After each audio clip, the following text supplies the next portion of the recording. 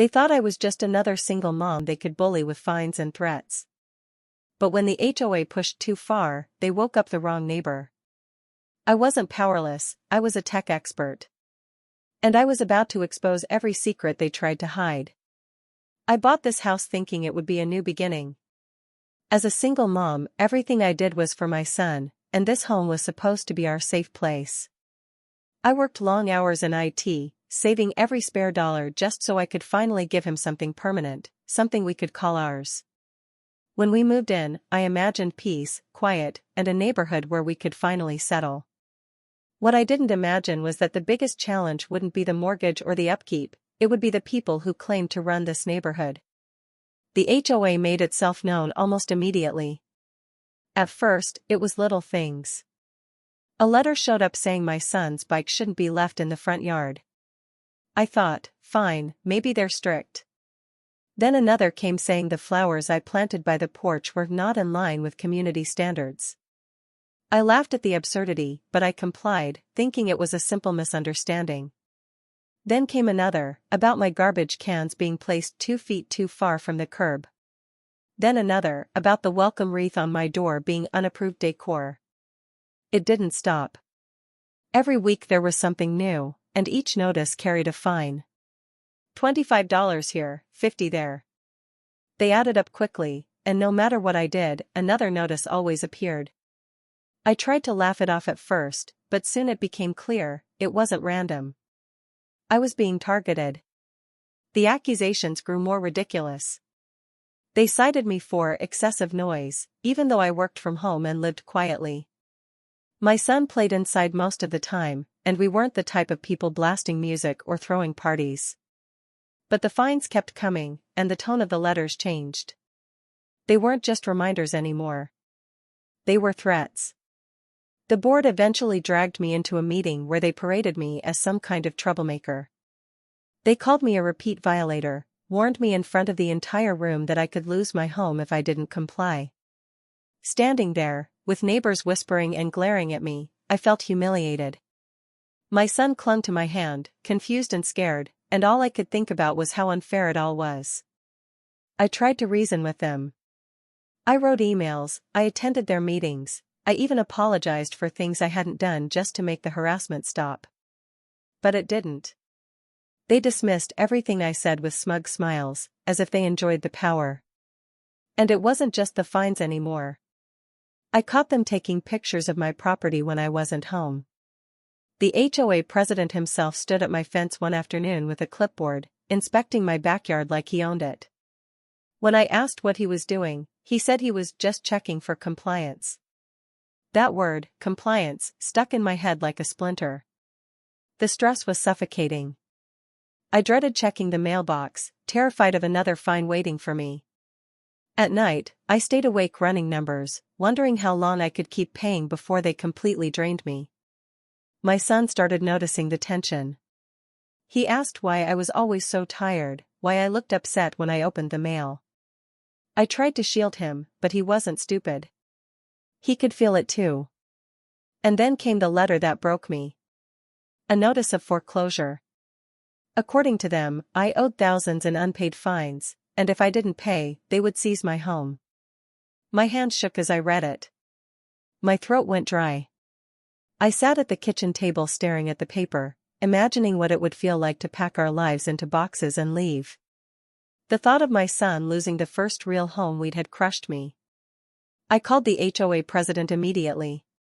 I demanded answers, demanded fairness, demanded to know how they could justify threatening me like this. His response? Cold, arrogant, dripping with condescension. He said the matter was out of my hands now. He told me rules were rules, and if I didn't like them, maybe I should consider selling and moving somewhere better suited to my lifestyle. That was it. That smug voice, that fake authority. Something inside me snapped. What they didn't know was that I wasn't some helpless victim. I had spent years working in cybersecurity, cleaning up the messes of careless companies, patching vulnerabilities, uncovering breaches. I was good at it. Really good. And as I sat there with that foreclosure notice in my hand, I realized I had been fighting them on their terms all along. paying fines, attending their meetings, defending myself against their lies. That wasn't who I was. I wasn't a victim. I wasn't someone they could push out. I wasn't going to play defense anymore. I knew how people like them operated. Drunk on power, desperate to control others, and always hiding something. If I peeled back the surface, I was certain I'd find skeletons. The only question was how deep they went. That night, as my son slept down the hall, I sat at my laptop staring at the HOA's official website. Their board used online payment systems, email communication, digital files. And I knew, with absolute certainty, that their security would be laughable. A small, self-important group like theirs would never think anyone would look closely. They believed they were untouchable. And that was their mistake. For the first time in months, I felt calm. Not because the fight was over, but because I had finally decided how I was going to fight. They thought they could control me with fines and threats. They thought they could shame me into compliance. But they had no idea who they were dealing with. I wasn't just going to defend my home. I was going to dismantle them. Piece by piece. Secret by secret. Until there was nothing left of their little empire.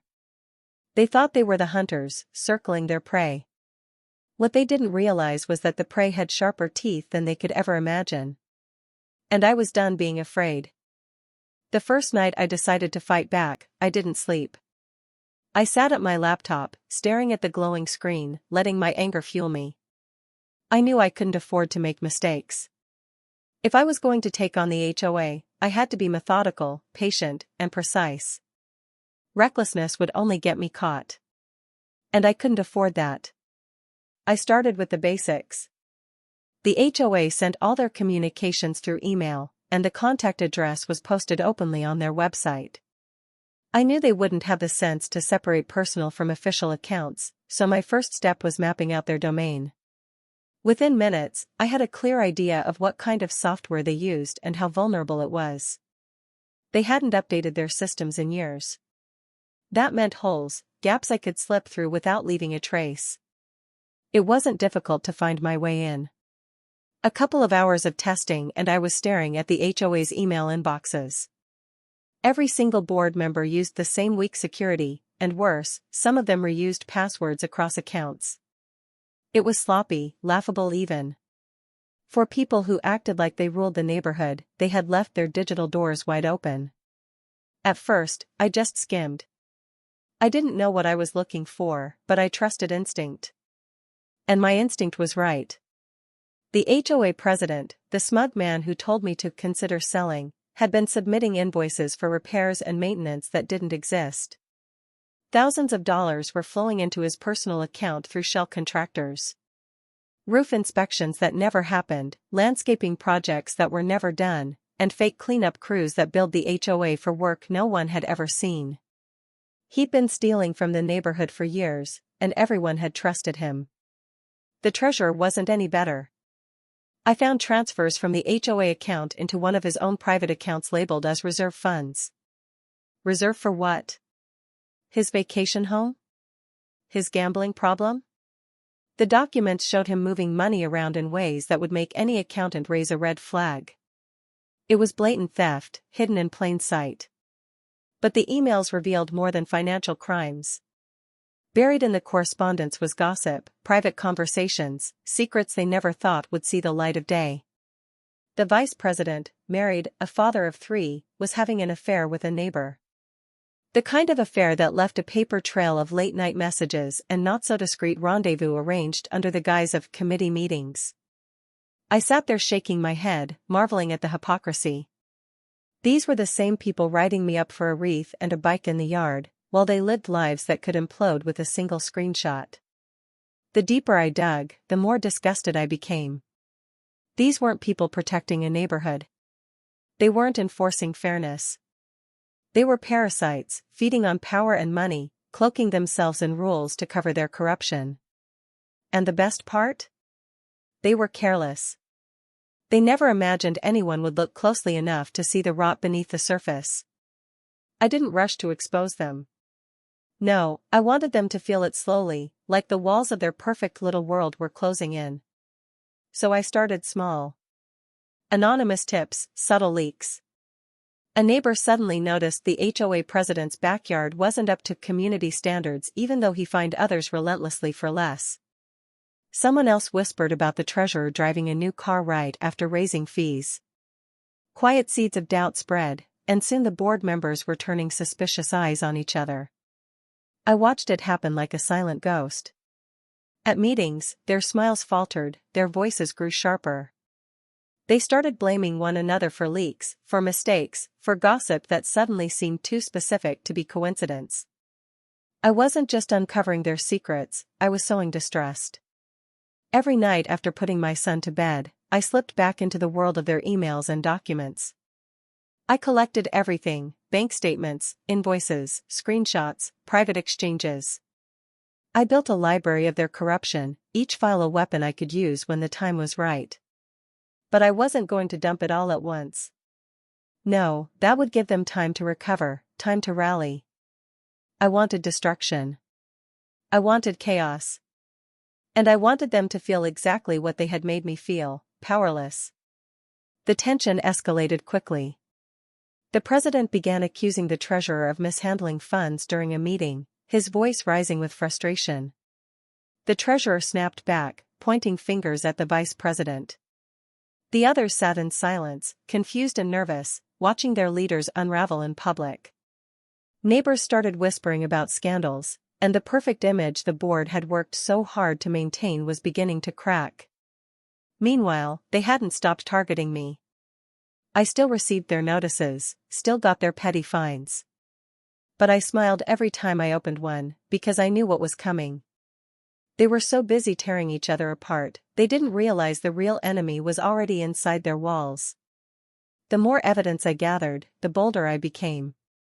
I created anonymous accounts and sent mistaken attachments to random residents, little glimpses of what I'd uncovered. Nothing major, just enough to stir suspicion. A receipt here, a screenshot there. Each leak was like a drop of gasoline on dry grass, and soon the neighborhood was burning with rumors. I could see the fear growing in their emails. They argued late at night, sending frantic messages about leaks, about betrayal. They hired a consultant to check security. I laughed when I read that, knowing I was 5 steps ahead of any consultant they could bring in. They had no idea how deep I was already embedded, no idea I was copying every word they wrote as they wrote it.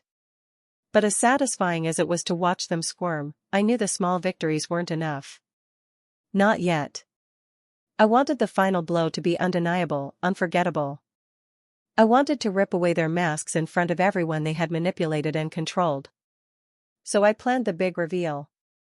I gathered everything, every shady transaction, every private message, every incriminating document, and began compiling it into a single, devastating package. My idea was simple: one neighborhood-wide email blast, timed perfectly to hit when the entire board was present at a community meeting. No chance to contain it, no chance to hide it. Just exposure, raw and brutal, in front of every single neighbor they had ever lorded power over. As the day drew closer, I felt a strange calm settle over me. For the first time in months, I wasn't afraid of the next letter in my mailbox. I wasn't afraid of foreclosure, of fines, of whispers. I had the power now. And they had no idea. The president still smirked when he saw me at meetings, still looked at me like I was beneath him. The treasurer still signed off on fines like I was his personal punching bag. The vice president still strutted around like he was respected. But I smiled quietly every time. They thought they had me cornered, but I was the one pulling strings. And when the time came, they would realize just how badly they had underestimated me. The night before the meeting, I sat at my desk with every piece of evidence laid out before me on the screen. Bank transfers, invoices, screenshots of late-night affairs, even emails where board members mocked their neighbors behind their backs. I organized everything into neat folders, labeled and timestamped, impossible to deny. My hands moved steadily, almost mechanically, but inside I felt a fire I hadn't felt in years. This was the moment I had been building toward, and I was ready. I wrote my email carefully, It wasn't emotional, it wasn't a rant. It was factual, precise, devastating. To the residents of this neighborhood, I began, you deserve to know the truth about the people who have been claiming to protect your community. I attached the files, every incriminating detail, and scheduled the message to send at the exact time the meeting would begin. I wasn't going to give them the chance to intercept it or spin it. By the time they realized what was happening, every single resident would already have the evidence in their inbox. When the day arrived, I acted normal. I made breakfast for my son, worked on my laptop, and pretended like it was just another Wednesday. But inside, I counted down the hours until the board meeting. My hand shook slightly when I poured coffee, but it wasn't fear anymore. It was anticipation. At 7 o'clock, the neighborhood gathered. The meeting started the same way they always did, smiles, fake politeness, a list of rules and complaints. The president spoke with that same smug authority he always carried, like he owned every person sitting in those chairs. I sat quietly, my phone in my lap, watching. And then it happened. I saw heads turning as phones buzzed. People began scrolling, eyes widening, whispers spreading across the room. Some gasped, others muttered curses under their breath. The president tried to keep speaking, tried to pretend nothing was wrong, but within seconds it was clear that the entire neighborhood was no longer listening to him. They were staring at their screens, reading every dirty secret I had just dropped into their laps. I watched the treasurer's face drain of color as he realized the bank transfers were right there for everyone to see. I watched the vice president squirm as his affair was spelled out in black and white, complete with time-stamped emails. And the president, smug, arrogant, untouchable, his voice cracked as people began shouting questions. What's this about fake invoices? Why are community funds going to your personal account? Chaos erupted. Neighbors who had been silent for years suddenly found their voices. People demanded answers, waving their phones in the air, quoting lines from the emails, shouting about theft and betrayal. The board tried to regain control, but it was too late. Every word out of their mouths was drowned out by the fury of the people they had been exploiting. The president stammered, insisting it was taken out of context, but his words fell flat. The treasurer tried to explain the money transfers as temporary reallocations, but no one believed him. The vice president's wife stood up, shaking, tears streaming down her face as she read aloud one of the affair emails. Her voice cracked, but her anger was undeniable. The room exploded with shouting, accusations, chaos. And me? I sat quietly, watching it unfold. For months I had felt powerless, humiliated, cornered. Now, I had flipped the script. They were the ones trapped, and there was no escape. Every secret I uncovered was now public knowledge, and every lie they had told was unraveling right in front of them. The board tried to call for order, but their voices shook, their authority shattered. Neighbors demanded resignations. Some shouted about calling the police, others demanded audits of every cent the HOA had collected. Years of pent-up frustration poured out all at once, and the board that once thrived on control found themselves crushed under the weight of their own corruption. The president finally slammed his hand on the table, shouting that the meeting was adjourned, but no one listened. People followed him out, demanding explanations, waving phones in his face. The treasurer slipped out a side door, pale and sweating, while the vice president's wife stormed out ahead of him, leaving him to chase after her like a fool. When the meeting dissolved into chaos, I walked home in silence. My phone buzzed with messages from neighbors forwarding the email, asking if I had seen it, speculating on who had exposed the board. I kept my responses simple: yes, I saw it. Nothing more. The last thing I wanted was to draw attention to myself. This wasn't about fame. It was about justice. Over the next few days, the fallout grew worse. Neighbors demanded the president step down. An emergency petition circulated to remove the entire board, and signatures piled up within hours. People who once cowered under their authority now spoke openly about their greed, their hypocrisy. Investigations began, some official, some informal, but all pointed in the same direction: fraud, theft, and betrayal. The treasurer disappeared from the neighborhood within a week, his house suddenly dark and empty. The vice president moved out a month later after his marriage crumbled.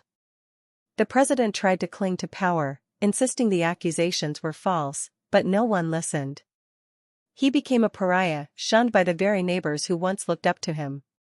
I watched it all unfold quietly, anonymously. They never suspected me, not once. To them, the leaks came from some anonymous whistleblower, maybe even one of their own. That was the beauty of it, I never needed credit. The satisfaction came from watching their empire collapse under the weight of the truth. For the first time since moving in, I felt peace. I checked my mailbox without dread. I sat on my porch with my son, unbothered, unafraid. Neighbors who once whispered about me now waved, smiled, even stopped to chat. Some apologized for believing the lies. Others simply treated me like I belonged, which was more than enough. But the best moment came weeks later, when a neighbor leaned in and whispered, "Whoever took them down, they're a hero." I smiled, keeping my secret. They didn't need to know it was me. Because the truth was simple, they had harassed the wrong neighbor. They thought they could bully me, break me, force me out. But they underestimated me. And when I struck back, I didn't just protect my home, I destroyed their hold on everyone else too. Revenge didn't just taste sweet. It tasted like freedom. The days after the HOA imploded were almost surreal. For months, every trip to my mailbox had been laced with dread, every notice on my door had been a reminder of how powerless they thought I was. Now, their threats were gone. The fines stopped. The letters stopped. The harassment ended. It was as if someone had flipped a switch and suddenly, the constant weight pressing on my chest had vanished. I noticed it first in the silence. No more warnings taped to my front door, no more passive-aggressive notes about decor violations. My wind chimes still swayed gently on the porch, the same ones they had demanded I remove.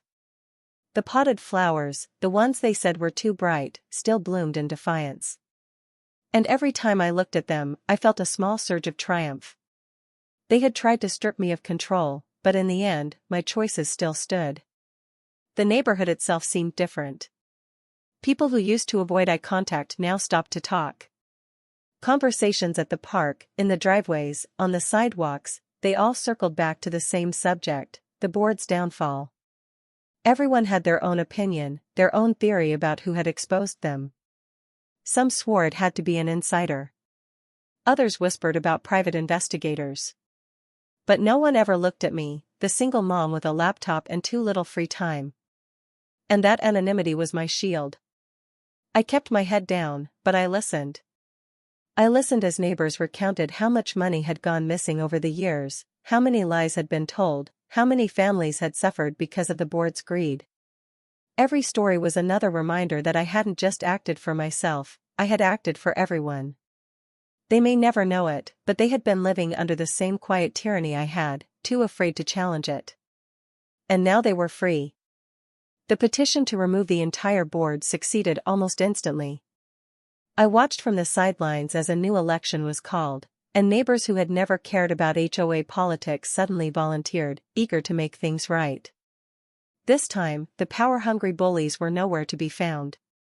The treasurer's house stayed empty, foreclosure rumors swirling. The vice president's family packed up in the dead of night, unable to withstand the shame. The president? He clung to his house like a man clinging to a sinking ship. But he had no allies left. People crossed the street to avoid him. They whispered when he walked by. And when the vote came, he was removed in a landslide. I didn't run for the board, though a few neighbors asked me to. Leadership wasn't what I wanted. I had no interest in rules or power. I wanted peace. I wanted to sip coffee on my porch without fear. I wanted my son to ride his bike down the street without neighbors glaring or making notes for their next complaint. I didn't need a title to enjoy that. But I did quietly watch as the new board took over. Their first acts were small, symbolic gestures, removing silly restrictions, canceling unnecessary fines, apologizing to homeowners who had been wronged. They dug into the finances, uncovering even more missing money than anyone had realized. Police got involved. Lawsuits followed. And while the former board members scrambled to defend themselves, the neighborhood finally began to heal. I thought my involvement was done. I thought I had washed my hands of it. But one night, as I was tucking my son into bed, he looked up at me and asked, "Mom, did you make the bad people go away?" For a moment, I froze. He was too young to understand the details, but he had seen my stress. He had heard the arguments, watched me sit up late at night at my laptop, brow furrowed. And now he saw me at peace again. I smiled and brushed his hair back from his forehead. "Something like that," I whispered. The truth was, yes. I had. Not with fists, not with shouting, not with violence, but with the skills they never saw coming. They had tried to make me feel powerless, but I had turned the tables with nothing but patience and persistence. And in that moment, I realized something important: it wasn't just revenge. It was a lesson. Bullies thrive on silence, on fear, on the belief that no one will stand against them. The HOA board thought they were untouchable because for years, no one had challenged them.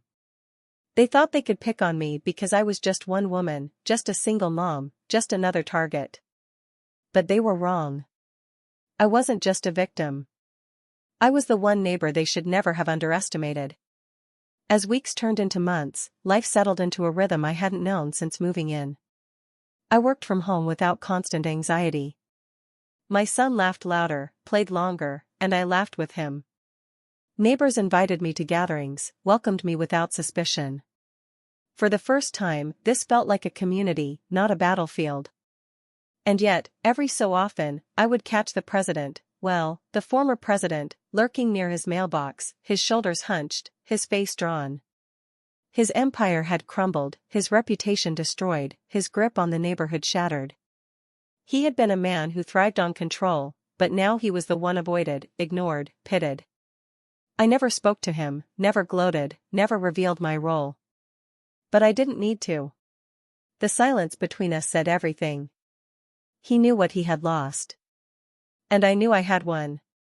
One evening, as I watered my flowers, a neighbor approached.